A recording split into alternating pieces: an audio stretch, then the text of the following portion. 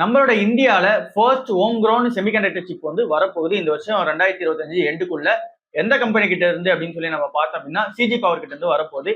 CG பவரோட subsidiary கம்பெனியான CG semi கிட்ட இருந்து தான் வரப்போகுது இந்த ஒரு ஃபர்ஸ்ட் செமிகண்டக்டர் சிப்பா வந்து இந்தியால இருந்து. ஸோ நம்மளோட இந்தியாவோட கோல் அண்ட் தென் வேர்ல்டோட கோலே வந்து எது நோக்கி இருக்கு அப்படின்னா, அடுத்து வரப்போற இயர்ஸ்ல வந்து செமிகண்டக்டரோட மேனுஃபேக்சரிங் தான் வந்து இருக்கிறதுல பெரிய டிமாண்டா வந்து இருக்கும். ஸோ அப்படின்னு சொல்லிட்டு தான் இங்க நிறைய கம்பெனிஸ் அண்ட் நிறைய கண்ட்ரிஸ் வந்து செமிகண்டக்டர் மேல இன்வெஸ்ட்மெண்ட் வந்து பண்றாங்க. ஸோ ஒரு 10 வருஷம் 20 வருஷத்துக்கு முன்னாடி கேட்டோம் அப்படின்னா டெக்னாலஜி அண்ட் தென் கம்ப்யூட்டர் ஏரான்னு சொல்லுவாங்க. ஸோ அதுக்கேற்ற மாதிரி இப்போ வந்து ஏஐ ஏரான்னு சொல்றாங்க. ஸோ இந்த ஏஐக்கு மெயினான தேவையா இருக்கிறது வந்து இந்த செமிகண்டக்டர் தான். ஏன்னா இந்த ஏஐ ப்ராசஸ் பண்ணோம் அப்படின்னா செமிகண்டக்டர் வந்து தேவை. ஸோ இந்த ஒரு தேவையை வந்து பூர்த்தி பண்ற விதமா நம்ம ஊர்லயே 4 கம்பெனிஸ் வந்து பெரிய பெரிய கம்பெனிஸ் வந்து இருக்காங்க. அதுக்கான ப்ராஜெக்ட்ஸ் எல்லாம் வந்து லைன் அப் வந்து நிறைய வச்சிருக்காங்க. இதுல இந்த சிஜி பவர் கிட்ட இருந்து 2025 எண்டுக்குள்ள செமிகண்டக்டர் சிப் வந்து மேனுஃபேக்சர் ஆகி வரப்போகுது. Micron, CG Semi, Tata Electronics and then Kaynes இவங்க 4 பேர் தான் செமிகண்டக்டர்ல வந்து பெரிய பேரா வந்து இருக்காங்க. இந்தியாவோட செமிகண்டக்டர் மிஷன் படி 1.6 ட்ரில்லியன் ருபீஸ் வந்து இந்த செமிகண்டக்டர் மேல இன்வெஸ்ட்மெண்ட் வந்து பண்ணிருக்காங்க இது வரைக்கும். இதுல 10 ப்ராஜெக்ட்ஸ் வந்து போயிட்டு இருக்கு. இதுல மேஜரான 4 ப்ராஜெக்ட்ஸ் இப்ப கரண்டா போயிட்டு இருக்க ப்ராஜெக்ட்ஸ் வந்து இந்த Tata Electronics, Microns and then Kaynes and then CG power கிட்ட தான் இருக்கு. இவங்க கிட்ட இருந்து மட்டுமே 66,000 கோடிக்கான அந்த ஒரு ப்ராஜெக்ட்ஸ்க்கான வேல்யூ வந்து இங்க கொடுத்து வச்சிருக்காங்க. சிஜி செமி அதாவது அந்த சிஜி பவரோட இந்த கெப்பாசிட்டி அண்ட் ஜாப்ஸ் வந்து இதுல இருந்து எவ்வளவு கிரியேட் பண்ணி கொடுக்குற பிளான்ல இருக்காங்க அப்படின்னா, ஒரு நாளைக்கு 15 மில்லியன் சிப்ஸ் வந்து தயாரிச்சு கொடுக்குற பிளான் வந்திருக்காங்க. இந்த பினான்சியல் 2027க்குள்ள வந்து இந்த பிளான் வந்து பண்ணிடுவோம் அப்படின்னு சொல்லி சொல்றாங்க. 5,000 ஜாப்ஸ் வந்து கிரியேட் ஆகும் இதனால டைரக்டாவும் இன்டைரக்டாவும் அப்படின்னு சொல்லி சொல்றாங்க. ஸோ ஓவராலா என்ன தெரியுது அப்படின்னா செமிகண்டக்டர்ல இந்தியா வந்து க்ரோ ஆகிட்டே இருக்காங்க. அதுல மெயினா சிஜி பவர் வந்து க்ரோ ஆகிட்டே இருக்காங்க. பட் நம்ம ஒரு வேல்யூ இன்வெஸ்டா பார்க்கும்போது இப்போ அந்த கம்பெனி வந்து அண்டர் வேல்யூல வந்து வரல, ரொம்ப ஓவர் பிரைஸ்ல தான் வந்து இருக்கு. அதர் செமிகண்டக்டர் ஸ்டாக்ஸுமே வந்து ஓவர் பிரைஸ்ல தான் வந்து இருக்க மாதிரி இருக்கு. ஸோ எதனா ஒரு டைம்ல வந்து இது எல்லாமே விழுந்தது அப்படின்னா அப்போ கன்சிடர் பண்ணலாமா வேணாவா அப்படின்னு சொல்லி டிசைட் பண்ணலாம். ஸோ இப்போ செமிகண்டக்டர் சுத்தி தான் நம்மளோட இந்தியா இன்வெஸ்ட்மெண்ட் வந்து இருக்கு. அதுதான் நெக்ஸ்ட் பூமிங் செக்டராகவும் இருக்கலாம் அப்படின்ற எக்ஸ்பெக்டேஷன் மக்கள் கிட்ட வந்து இருக்கு.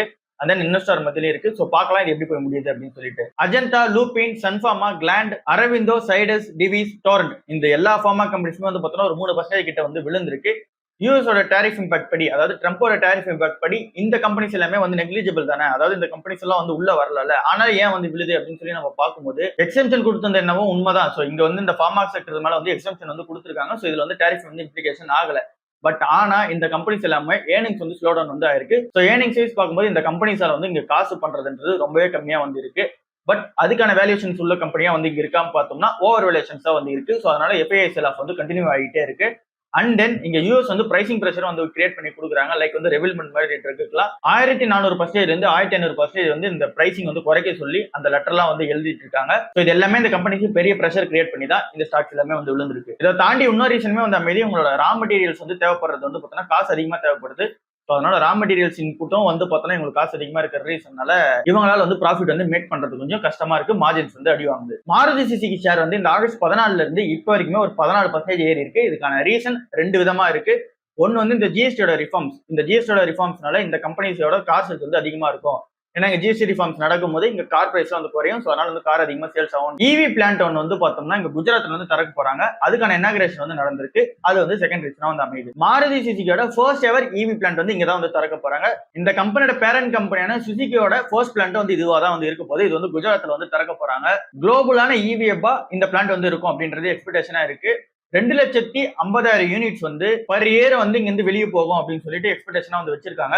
4 இவி மாடல் வந்து 2031க்குள்ள வந்து லான்ச் பண்ற பிளான்ல வந்து இருக்காங்க. பினான்சியல் இயர் 2031 படி 7.5 லட்சம் யூனிட்ஸ் வந்து இதுல இருந்து வெளியே போகணும் அப்படின்ற பிளான்லயே வந்து இருக்காங்க.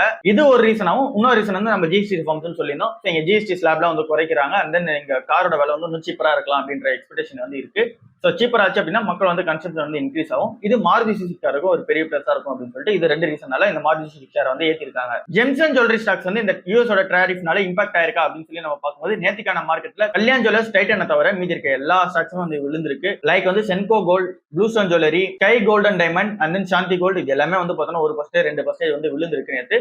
பட் ஆனா இங்க டைட்டனும் கல்யாண் ஜுவல்லர்ஸ் மட்டும் ஏறி இருக்கு. யூஎஸ் வந்து 25% இருந்து 50% டேரிஃப் இன்க்ரீஸ் பண்ணதா இருக்கட்டும். அண்ட் தென் நம்மளோட எக்ஸ்போர்ட் படி பார்த்தோம்னா இந்தியாவோட எக்ஸ்போர்ட் படி பார்த்தோம் அப்படின்னா ஜெம்சன் ஜுவல்லரி செக்டர் வந்து $28 பில்லியன் வந்து ஆனுவலா வந்து இங்க வந்து எக்ஸ்போர்ட் வந்து பண்ணிக்கிட்டு இருக்காங்க. இது வந்து யூஎஸ்ல 1/3 வந்து நம்மளோட மார்க்கெட் ஷேர் தான் வந்து அங்க அதிகமா இருக்கு. இந்த செக்டரோட வேல்யூவா யூஎஸ் மார்க்கெட் படி நம்ம எடுத்து பார்த்தோம் அப்படின்னா $10 பில்லியன் வந்திருக்கு. அப்படின்னா 40% மார்க்கெட் ஷேர் நம்ம கிட்ட தான் வந்து இருக்கு. நம்ம டைரக்டா எந்த கண்ட்ரி கூட வந்து காம்பீட் பண்றோம் அப்படின்னா சுவிட்சர்லாந்து கூட வந்து காம்பீட் பண்றோம். அவங்களுக்கு வந்து 39% வந்து டேரிஃப் வந்து இருக்கு, நமக்கு 50%. ஸோ அப்பயுமே நம்மளால வந்து காம்படிட்டிவ் பண்ண முடியாது, ஏன்னா நம்மளோட பிரைஸ் வந்து இன்னும் கொஞ்சம் அதிகமா தான் வந்து இருக்கும். ஏற்கனவே எக்ஸ்போர்ட்ஸ் வந்து வீக்கா தான் வந்து இருக்கு அப்படின்னு சொல்லி ரிப்போர்ட்டா வந்து சொல்றாங்க. 32% வந்து வீக்கா தான் இருக்கு அப்படின்னு சொல்லி சொல்றாங்க. இப்போ இதுவும் சேர்ந்து ஆட் ஆனா அமைஞ்சது அப்படின்னா 70% வந்து வீக்கா இருக்கும் இங்க எக்ஸ்போர்ட் நடக்குது அப்படின்னு சொல்லி சொல்றாங்க. ஸோ ஓவராலா இந்த செக்டர் கொஞ்சம் அஃபெக்டிவா தான் வந்து இருக்கு. சுஸ்லான் எனர்ஜி வந்து நேற்று 2% விழுந்திருக்கு, இந்த மாசம் மட்டுமே ஒரு 8% விழுந்திருக்கு. இதுக்கான ரீசன் என்ன அப்படின்னு சொல்லி நம்ம செக் பண்ணி பார்த்தோம் அப்படின்னா, இந்த கம்பெனியோட ஏர்னிங்ஸ் அவங்க எக்ஸ்பெக்ட் பண்ணதோட கம்மியாவே வந்து வந்திருக்கு அப்படின்னு சொல்லி வந்து சொல்றாங்க. இவங்களோட எக்ஸிகியூஷனும் ஸ்லோ டவுன் ஆயிருக்கு அப்படின்னு சொல்லி சொல்றாங்க. அப்படின்னா இவங்க ப்ராஜெக்ட்ஸ் வந்து அதை டெலிவரி பண்றது இதுக்கான எக்ஸிகியூஷன் டைம் லைன் வந்து வச்சிருப்பாங்க. கொஞ்சம் வந்து ஸ்லோவா அந்த எக்ஸிகியூஷன் ப்ராசஸ் எல்லாம் நடக்குது அப்படின்றது இன்னொரு நெகட்டிவ் நியூஸா வந்து அமையுது. அண்ட் தென் இந்த கம்பெனியோட லீடர்ஷிப்ல ஒரு சேஞ்ச் ஒன்று நடந்திருக்கு. இந்த கம்பெனியோட சீஃப் பினான்சியல் ஆபரேட்டர், அதாவது இந்த சிஎஃப்ஓன்னு சொல்லுவாங்க, இமான்ஷு மோடி அப்படின்னு சொல்றவங்க வந்து இங்க டேக் ஓவர் வந்து பண்ணியிருந்தாங்க இந்த கம்பெனில. அவங்க வந்து இப்போ எக்ஸிட் ஆக போறாங்க. இது வந்து இன்னொரு ரீசனா வந்து அமையுது. இவங்க உள்ள வந்ததுக்கு அப்புறமா தான் இந்த கம்பெனியோட பேலன்ஸ் ஷீட் எல்லாமே ஸ்ட்ரென்தன் பண்ணாங்க. கடன் எல்லாம் இருந்தது வந்து கரெக்டா வந்து ப்ராப்பரா அலைன் பண்ணி, ஸோ இது எல்லாமே ஸ்ட்ராங்கான பேலன்ஸ் ஷீட் கிரியேட் பண்ணி கொடுத்தாங்க இவங்க. ஸோ இவங்களோட எக்ஸிட்டிங் வந்து இந்த ஷார்ட் டேர்ம்ல நெகட்டிவான இம்பாக்ட் வந்து கிரியேட் பண்ணி கொடுக்குது. அண்ட் தென் இந்த கம்பெனியோட ஆர்டரிங் ஃப்ளோமே வந்து பார்த்தோம்னா ஸ்லோ டவுன் வந்து ஆயிருக்கு. 1 ஜிகாவாட் தான் வந்து ஆட் பண்ணிருக்காங்க இந்த வருஷம் வந்து கனெக்ட் பண்ணும்போது இந்த ஃபினான்ஷியல் 2026. ஸோ இது எல்லாமே நெகட்டிவ் ரீசனா அமைஞ்சு சுஸ்லான் ஷேர் வந்து இறங்கிருக்கு. இப்பவுமே வந்து இது எனக்கு கரெக்டான பிரைஸ்ல இருக்க மாதிரி தெரியல, கன்சிடரபிள் ஸ்டேஜ்ல இருக்க மாதிரி தெரியல. நீங்க என்ன இதெல்லாம் வந்து டிசைட் பண்ணுங்க. இந்த 2 ஸ்மால் கேப் கம்பெனியை வந்து இன்வெஸ்ட்மெண்ட் பண்ணலாமா அப்படின்னு சொல்லிட்டு ஒரு மின்ட்ல ஒரு ஆர்டிகல் ஒன்று பார்த்திருந்தேன். ஒன்னு வந்து இந்த பஜாஜ் கன்சூமர் கேர் தான் நம்ம வந்து இந்த சண்டே வீடியோ கூட டிஸ்கஸ் வந்து பண்ணிருப்போம். இவங்களோட ப்ராடக்ட் போர்ட்ஃபோலியோல hair oil, serums and then face scrub, skin care products இது எல்லாமே வந்து உள்ள இருக்கு. இவங்களோட மேஜர் பிராண்ட் என்ன அப்படின்னு சொல்லி நம்ம பார்த்தோம் அப்படின்னா பஜாஜ் ஆல்மண்ட் டிராப் ஆயிலா வந்து இருக்கு. அது கூடவே வந்து பார்த்தோம்னா இப்போ நோ மார்க்ஸ், நாட்விசோல் இப்படின்றதெல்லாம் வந்து கூட வந்து டெவலப் ஆகிட்டு இருக்கு. பட் மேஜரான இது வந்து அவங்களோட ஆயில் பிராண்டா தான் வந்து இருக்கு. இந்த கம்பெனியுமே டொமஸ்டிக் அண்ட் தென் எக்ஸ்போர்ட் மார்க்கெட்ல வந்து சூப்பரா வந்து இருக்காங்க. அண்ட் தென் 120 கோடி ரூபாய் கொடுத்து விஷால் பர்சனல் கேரை வந்து வாங்கியிருக்காங்க. இப்போ ரீசெண்டா அக்விசிஷன் வந்து பண்ணியிருக்காங்க. ஸோ வந்து இந்த கம்பெனியோட ஃபினான்ஷியல்ஸும் டே பை டே வந்து ஸ்ட்ராங் ஆகிட்டே போகுது. ஸோ இந்த ஒரு ரீசனால இந்த கம்பெனி மேல ஒரு கண்ணு நீங்க வைக்கலாம் அப்படின்னு சொல்லி சொல்றாங்க. பட் இந்த கம்பெனி இப்பவுமே 52 ஹை கிட்ட தான் வந்து ட்ரேட் ஆயிட்டு இருக்கு. ஒரு 150 அந்த ரேஞ்சில் வந்தது அப்படின்னா அந்த டைம்ல வந்து என்ன இதெல்லாம் டிசைட் பண்ணலாம். இப்போ கன்சிடரபிள் ஸ்டேஜ்ல வந்து கிடையாது. செகண்ட் கம்பெனி அவங்க சொல்றது வந்து அதானி வில்மரா வந்து இருக்காங்க. அதானி வில்மர்னு நம்ம பார்க்கும்போது உங்க எல்லாருக்கும் அந்த ஃபார்ச்சூன் ஆயில் வந்து தெரியும். ஸோ அந்த எடிபிள் ஆயில், ஸோ அந்த ஆயிலோட தயாரிச்சு கொடுக்கறதே வந்து அதானி வில்மரா தான் வந்து இருக்காங்க. ஸோ இவங்களோட ப்ராடக்ட் போர்ட்ஃபோலியோல இந்த எடிபிள் ஆயில், பிக்கல், சாஸ், கிச்சன் எசென்சியல் எல்லாமே வந்து இவங்களோட ப்ராடக்ட் போர்ட்ஃபோலியோ வந்து இருக்கு. மேனுஃபேக்சரிங் யூனிட்டா ஒரு 70+ யூனிட் வந்து இந்த இந்தியா அக்ராஸ் வந்து வச்சிருக்காங்க. ஒரு 50+ கண்ட்ரிக்கு மேல வந்து பார்த்தீங்கன்னா எக்ஸ்போர்ட் பண்றாங்க. இவங்களுமே ரீசெண்டா வந்து பார்த்தோம் அப்படின்னா ஜிடி ஃபுட்ஸ் மேனுஃபேக்சரிங் லிமிடெட் வந்து வாங்கியிருக்காங்க. இவங்களும் அக்விசிஷன்லாம் வந்து பண்ணிட்டு போறாங்க. இவங்களோட ஃபினான்ஷியல் சைஸ் வந்து அப்படின்னா ரெவன்யூ அப் ஆயிருந்தாலும் நெட் ப்ராஃபிட் வந்து லைட்டா டவுன் ஆயிருக்கு. இந்த கம்பெனியோட ஷேர் பெர்ஃபார்மன்ஸ் நம்ம வரும்போது 2022 ஐபிஓ வந்து போட்டாங்க ஜனவரியில. ஸோ அந்த ஜனவரியில வந்து லிஸ்ட் ஆகும்போது 210 இருந்து 230 ரூபா அந்த பிரைஸ் பெண்டா வச்சு போட்டாங்க. 380 ரூபா 350 ரூபா வந்து லிஸ்ட் ஆச்சு. லிஸ்டிங் ஆகும்போதே கெயின்ல தான் வந்து லிஸ்ட் ஆச்சு. ஸோ அங்க இருந்து 700 ரூபா 800 ரூபா வரைக்கும் போச்சு. அப்பத்துல இருந்து இப்போ வரைக்கும் வந்து பார்த்தோம்னா டிராப்ல தான் வந்து இருக்கு. ஸோ இன்னும் வந்து பாசிட்டிவான மூவ்மெண்ட் வந்து இல்ல. 800 ரூபால இருந்து இப்போ 250 ரூபாய் கிட்ட வந்து ட்ரேட் ஆயிட்டு இருக்கு. இப்பவும் வந்து டவுன் ரேலியில தான் வந்து இருக்கு. இதுக்கப்புறம் அப் ரேலி வருமா வராதான்றதை நீங்க தான் வந்து டிசைட் பண்ணணும். நான் இந்த கம்பெனில இன்வெஸ்ட்மெண்ட் வந்து பண்ணல. பட் ஆனா இந்த கம்பெனி வந்து ஸ்மால் கேப் எஃப்எம்சிஜி ஸ்டாக்ஸா வரும்போது கொஞ்சம் பெட்டரா இருக்கும் அப்படின்னு சொல்லி சொன்னாங்க. ரிஸ்கியர் பெட் தான், பட் இப்ப இருக்க வேல்யூஷன் ஓகே தான். பட் ஆனா இந்த கம்பெனி அதானி குரூப் சொல்ல தான் வரும். அண்ட் தென் இந்த கம்பெனி லாஸ்ட் 3 இயர்ஸா வந்து நெகட்டிவ் ரிட்டர்ன்ஸ் வந்து கொடுத்துருக்காங்க. ஸோ இதை வந்து கன்சிடர் பண்ணலாமா வேணாம்னு சொல்லிட்டு நீங்க தான் வந்து டிசைட் பண்ணணும். நான் வந்து கன்சிடர் வந்து பண்ணல இப்போ வரைக்கும். பண்ண அப்படின்னா வந்து சொல்றேன். மெர்க்குரி ஈவி டெக் வந்து மல்டி பேக்கர் ஈவி டெக்கா வந்து அமைஞ்சிருக்கு. 8600% வந்து இந்த 5 வருஷத்துல வந்து க்ரோ ஆயிருக்கு. இந்த கம்பெனியோட மார்க்கெட் கேப் நம்ம செக் பண்ணி பார்த்தோம் அப்படின்னா ஒரு 980 கோடி தான் மார்க்கெட் கேப்பா இருக்கு. ஒரு பென்னி கேப் கம்பெனியா தான் இருந்தாங்க. இந்த 2020 டேட்டா படி பார்த்தோம் அப்படின்னா இந்த பைசையில வந்து ட்ரேட் ஆயிட்டு இந்த கம்பெனி வந்து அங்க இருந்து வந்து பார்த்தோம்னா இப்போ 50 ரூபாய்க்கு வந்து ட்ரேட் ஆகுது.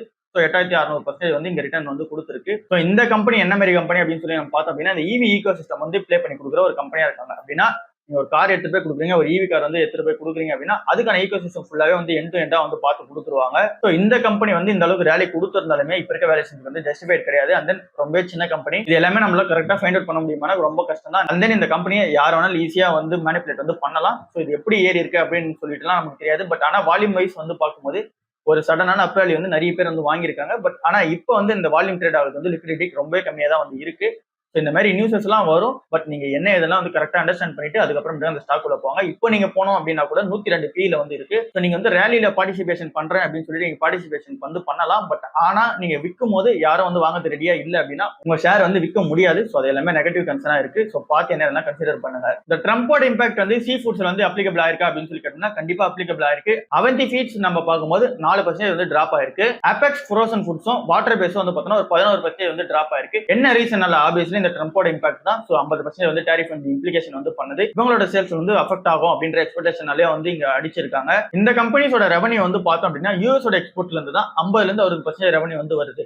ஸோ அங்க 50% டேரிஃப் அப்படின்னா இந்த கம்பெனிக்கு என்ன மாதிரியான பிளஸ் வந்து அமையும் அப்படின்னு சொல்லி நம்ம பார்க்கும்போது நெகட்டிவ் கன்சர்னா வந்து அமையுது. ஸோ அந்த ஒரு ரீசனாலே வந்து அடிச்சிருக்காங்க. அண்ட் தென் நம்ம நேற்றுக்கான மார்க்கெட் பார்த்தாலுமே ஒரு 706 பாயிண்ட் வந்து விழுந்திருக்கு. சென்செக்ஸ் அந்த நிஃப்டியுமே வந்து ஒரு 200 பாயிண்ட்டுக்கு வந்து விழுந்திருக்கு. என்ன ரீசனால அப்படின்னு சொல்லி நம்ம பார்க்கும்போது ஆப்வியஸ்லி இந்த ட்ரம்போட எஃபெக்ட் வந்து ஃபர்ஸ்ட் ரீசனா வந்து அமையுது. அண்ட் தென் எஃப்ஐஐஸ் வந்து வித்துக்கிட்டே இருக்காங்க. இது வந்து செகண்ட் ரீசனா வந்து அமையுது. அண்ட் தென் தேர்ட் ரீசனா வந்து பார்க்கும்போது நம்ம வேல்யூவேஷன்ஸ் எல்லாமே ஜஸ்டிஃபை வந்து பண்ணல. எல்லா கம்பெனிஸோட ஏர்னிங்ஸ் பொட்டன்ஷியல் வச்சு பார்க்கும்போது நம்ம கொடுக்குற வேல்யூ வந்து பிரைஸ் ஏர்னிங்ஸ் கொடுக்கும்போது அதிகமாக வந்து கொடுக்குற மாதிரி இருக்கு. ஸோ அதனால வந்து செல் ஆஃப் வந்து பண்றாங்க எஃப்ஐஐஸ் எல்லாருமே.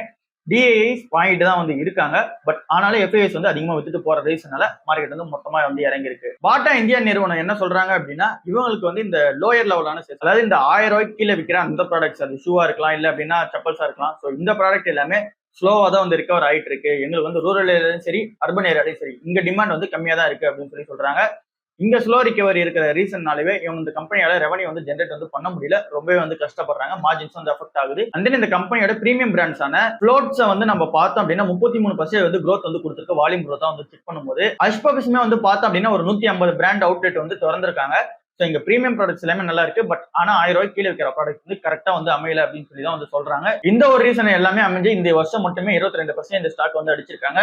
இன்னுமே வந்து ஏர்னிங்ஸ்லாம் வந்து ரிகவர் ஆகணும். அண்ட் தென் இந்த கம்பெனி இன்னும் நிறைய கம்பேக் ஆகணும். அப்பதான் நம்ம வந்து உள்ள போலாமா வேணாம்னு சொல்லி டிசைட் பண்ணோம். நம்ம ஒரு இன்வெஸ்டரா வந்து பார்க்கும்போது இந்த கம்பெனிக்கு இன்னும் நெகட்டிவ் கன்சர்ன் தான் வந்து இருக்கு. குரோவோட ஐபிஓக்கு செபி வந்து அப்ரூவல் வந்து கொடுத்துட்டாங்க. ஸோ குரோவோட ஐபிஓ வரப்போகுது அப்படின்றது தான் வந்து நியூஸா இருக்கு. இன்னைக்கு டாக் ஆஃப் டவுன் அதுவாக தான் வந்து இருக்கு. 6000 கோடியில இருந்து 8000 கோடி வந்து நீங்க வேல்யூஷன்ஸ் வந்து நீங்க எடுத்துக்கலாம் அப்படின்னு சொல்லி வந்து சொல்றாங்க.